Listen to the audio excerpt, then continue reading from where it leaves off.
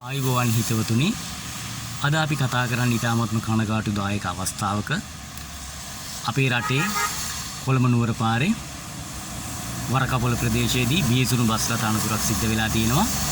දන්න තරමින් බස් රථ දෙකක් එකට ගැටලා තියෙනවා. මිනිසු 35ක් පමණ රෝහල් වලට ඇතුළත් කරලා තියෙනවා කියලා තමයි විධිමත් නොවන ආරංචි මාර්ග වලින් දැනගන්න ලැබිලා තියෙන්නේ. හිතවතුනි කොහොම වුණත් අපේ රටේ මේ අනතුරු වෙනවා.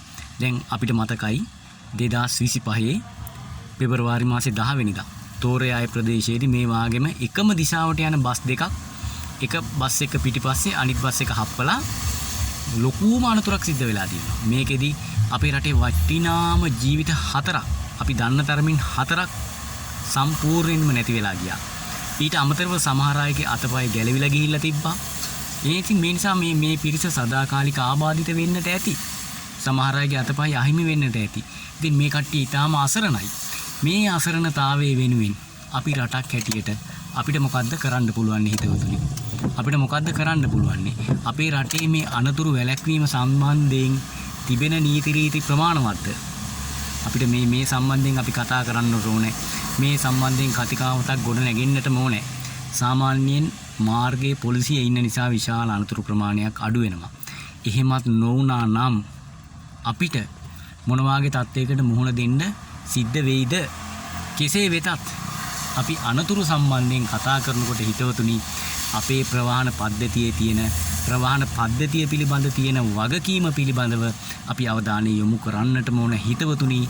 ඔබට මේ අනතුර සිද්ධ වුණා නම් ඔබට මොකද වෙන්නේ? අපේ රටේ මිනිස්සු හොඳයි. මිනිස්සු හොඳ නිසා ඔබ රෝහලට ගෙනින් දායි. වෛද්‍යවරුත් හොඳ නිසා සහ රෝහල් කාර්ය මණ්ඩලය හොඳ නිසා යහුසුලුව ඔබට ප්‍රතිකාර කරයි. හැබැයි මේ ප්‍රතිකාර මොනවා කරත් මේ සම්බන්ධයෙන් අනතුරක් සිද්ධ වුණාම ඔබට තියෙන රැකවරණය මොකක්ද? සාමාන්‍යයෙන් බස් රථයක යනකොට අර අපි සාමාන්‍යයෙන් කතා කරන රක්ෂණයට එහා ගියපු රක්ෂණයක්, අසීමිත රක්ෂණයක් මගීන්ට තියෙනවා. ඉතින් මේ අසීමිත රක්ෂණයෙන් වන්දි මුදල් එහෙමත් නැත්නම් රක්ෂණ මුදල් ලබා ගන්න පුළුවන්. අපි සාමාන්‍යයෙන් දන්නවා අපේ රටේ මේ වාගේ මුදලක් සාමාන්‍යයෙන් රක්ෂණයකින් මුදලක් ලබා ගැනීම කියන්නේ ඒක ඊටාම අපහසු කාර්යයක්. ඉතින් මගියෙක් හැටියට තමන්ගේ ගෙවිය යුතු ගමන් ගාස්තුව ගෙවලා ඔබ අපි බස් එකට නගිනවා. බස් එකට නැංගාම අපිව හප්පලා සමහර වෙලාවට අපිව මරලා දානවා. සමහර වෙලාවට අපි සදාකාලික ආබාධිත කරලා දානවා. එතකොට මගියා වෙනුවෙන් මේ රටේ මොකක්ද තියෙන තත්ත්වය? ඇත්තටම හිතවතුනි මගියා වෙනුවෙන් මගියා අනතුරකට ලක් වුණොත් ඒ වෙනුවෙන් මොකක්ද කරන්න පුළුවන් කියලා කියන්න තරම් අපේ රටේ තවම මා දන්නා තරමින් තවම ආයතන පද්ධතියක් ස්ථාපිත වෙලා නැහැ හිතවතුනි. ඉතින් මේ වාගේ තත්ත්වයක් යටතේ අපි මේව හදා ගන්නට ඕනේ. දැන් අපි රටක් හැටියට ඉදිරියට යනකොට ආර්ථිකයක් හැටියට අපි දියුණු වෙනකොට ප්‍රවාහන පද්ධතිය තමයි මූලික දේ වෙන්නේ. අපි සාමාන්‍යයෙන් කියනවා හුඟක් රටවල ට්‍රාන්ස්පෝර්ට් ඔරියන්ටඩ් ඩෙවලොප්මන්ට් කියලා සංකල්පයක් තියෙනවා. ඉතින් ප්‍රවාහන පද්ධතිය හරහා තමයි අනිත් සියල්ල ස්ථාපිත වෙන්නේ. ප්‍රවාහන පද්ධතිය මූලික කරගෙන තමයි අනිත් සංවර්ධන කටයුතු සිදු වෙන්නේ. ඒ කොහොම වුණත් හිතවතුනි අපේ රටේ බස් රථයට ගොඩ වෙන මගියා නම් අන්ත අසරණයි හිතවතුනි. උදේ පාන්දර විශ්වවිද්‍යාලයට යන්න තමන්ගේ දුව පුතා බස් එකට ගොඩ කරලා ඇවිදිලා නිවි සැනසille ඉන්න බෑ හිතවතුනි දෙමව්පියන්ට. බයයි.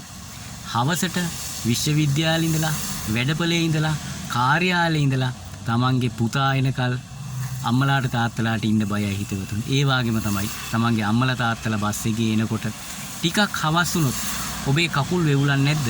වෙවුලනවා. ඔබ අනිවාර්යෙන් බලනවා. මොකද බස් එකේ එනවා නම් මේ අනතුර තියෙනවා. අපේ රටේ ප්‍රවාහන පද්ධතියේ පොදු බස්වල මේ අනතුරු කරන සම්ප්‍රදාය ඒකාන්තයෙන්ම තියෙනවා කියලා පොඩි දරුවෙක් පවා දන්නවා හිතවතුනි. ඉතින් මේ වාගේ තත්වයක් තුල ඇයි අපේ රටේ මේ අනතුරක් වුණාම අනතුර වළක්වා ගැනීම එක පැත්තකින් කරන්න ඕනේ. හැබැයි අනතුරක් වුණාම මගියා වෙනුවෙන් කතා කරන්නේ කවුද? ඇත්තටම මගියා වෙනුවෙන් දෙයක් කරන්න පුළුවන් කාටද?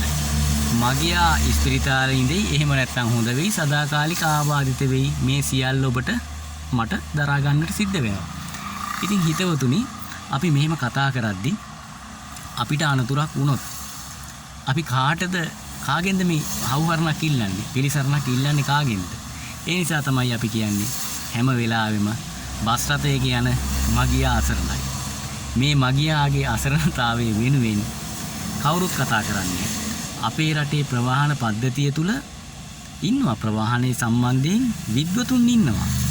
ඒ විද්වතුන් ප්‍රොපෝසල් යෝජනා ඉදිරිපත් කළ මේ ප්‍රවාහන පද්ධතිය ගොඩනගන්න සෑහෙන උත්සාහයක් පෙර කාලෙත් දැරුවා අදත් දරනවා. හැබැයි මේකෙදි තියෙන ප්‍රශ්නය තමයි අපේ රටේ ඇයි මේ මගියා අමතක කරන්නේ? ඇයි මේ මගියා අමතක කරන්නේ? ඉතින් මගියා අමතක කරලා හදන ප්‍රවාහන පද්ධතිය මොකක්ද? මගියාගේ ආරක්ෂාව නැතුව හදන ප්‍රවාහන පද්ධතිය මොකක්ද? ලොකු ප්‍රොපෝසල් එන්න පුළුවන් මිලියන ගණන් වල බිලියන ගණන් වල. හැබැයි මගියාගේ ආරක්ෂාව වෙනුවෙන් මිලියන ගණන් වල බිලියන ගණන් වල මේ රටේ ස්ථාපිත වුණ ප්‍රවාහන පද්ධතිය මොකක්ද? මේ රටේ ස්ථාපිත කරපු ප්‍රවාහන පද්ධතිය විතරක් නෙමෙයි මොකක්ද ව්‍යාපෘතිය?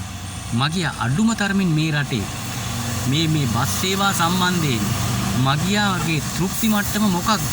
මගියා දරන ආකල්ප මොකක්ද කියන්න කෙරුණ සමීක්ෂණයක් අපේ රටේ තියෙනවද? මේ දත්ත තියෙනවද? පුළුවන් නම් හිතවතුනි ඔබ කොමෙන්ට් කරන්න. ඔබ දන්නවා නම් මගියා වෙනුවෙන් මගීන්ගෙන් අදහස් ගත්ත මගියා මේ බස් සේවාව සම්බන්ධයෙන් මොනවද ඉල්ලුම් කරන්නේ? මගියාට මොනවද මේ බස් සේවාවේ ඕනේ? මේ බස් සේවාවේ නවීකරණය කරන්න ඕනේ මොනවද? එතකොට මගියාට මේ බස් සේවාවේ ගමන් කරනකොට තියෙන ප්‍රශ්න මොනවද කියලා ගත්ත සමීක්ෂණයක දත්ත තියෙනවද ඔබලට? ඇත්තටම ඔබ තියෙනවා නම් කොමෙන්ට් කරන්න මේ යටතේ. මම දන්න තරමින් මමත් ප්‍රවාහනයේ සම්බන්ධ හසල දැනුමක් තියෙන පොදු ප්‍රවාහනයේ සම්බන්ධ හසල දැනුමක් තියෙන ඔබ වැනිම සාමාන්‍ය මගියෙක්. ඉතින් මටත් මේක ඇත්තටම හොයාගන්න බැරි වුණා. ඒ නිසා හිතවතුනි අපි අනතුරු ගැන කතා කරන්න ඕන. විශේෂයෙන් මේ රටේ මේ අලුත් ආණ්ඩුවත් එක්ක යන මේ ගමනේදී අනිවාර්යයෙන්ම මගියා කේන්ද්‍ර කරගත් ප්‍රවාහන පද්ධතියකට අපේ YouTube හිතවතුන් අනිවාර්යයෙන්ම සහයෝගය දෙන්න ඕනේ. අපේ YouTube හිතවත්තු බොහෝ දෙයක් කරනවා. ඒ නිසා මම ඔබතුමාලගෙන් අපේ YouTube කරන සහෝදර සහෝදරියන්ගෙන් ඉල්ලා සිටින කරුණා කරලා අපි කතා කරන්නට ඕනේ අනතුරක් වුණාම පොදු බස් රථයක ගිහිල්ලා අනතුරක් වුණාම මගියා වෙනුවෙන් කරන්නේ මොකක්ද? මගියාගේ අයිතිවාසිකම් කියන්නේ මොකක්ද? මගියාගේ අයිතිවාසිකම් තිබෙනවා නම් ඔහුට අනතුරක් වුණාට පස්සේ ඔහුට රැකවරණය දෙන්න තියෙන ආයතන මොනවද?